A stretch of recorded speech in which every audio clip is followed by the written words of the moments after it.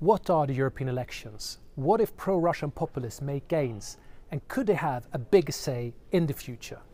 Let's first start with the basics.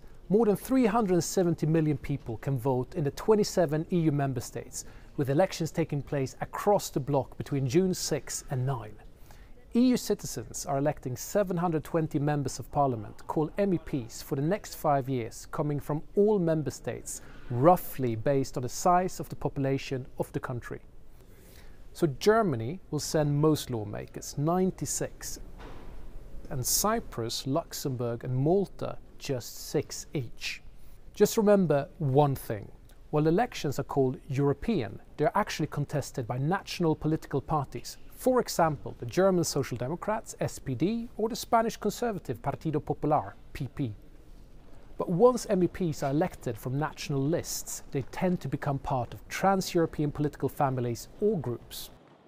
According to the polls, it looks like the House will see an increase of what is broadly referred to as the populist right. Some have expressed pro-Russian sentiment as Moscow continues its full-scale war against Ukraine. Now, right-wing populists are generally spread out in two political groups, and there might be a third one created as potentially over 100 newly elected MEPs currently don't belong to either European political bloc. So why are they all not in the same group? For years there have been talks about some sort of Eurosceptic supergroup being created, and such a group would have quite an impact on the running of the chamber given its potential size. But here's the thing. It's hard to square the circle of being a nationalist on a European level. They all may agree that Brussels should have less power, and their growing influence could also mean that the European Parliament will be a bit less ambitious on climate and not too keen on more migration into the club in the future. However, they tend to be at each other's throats on foreign policy, preventing them from closer political cooperation.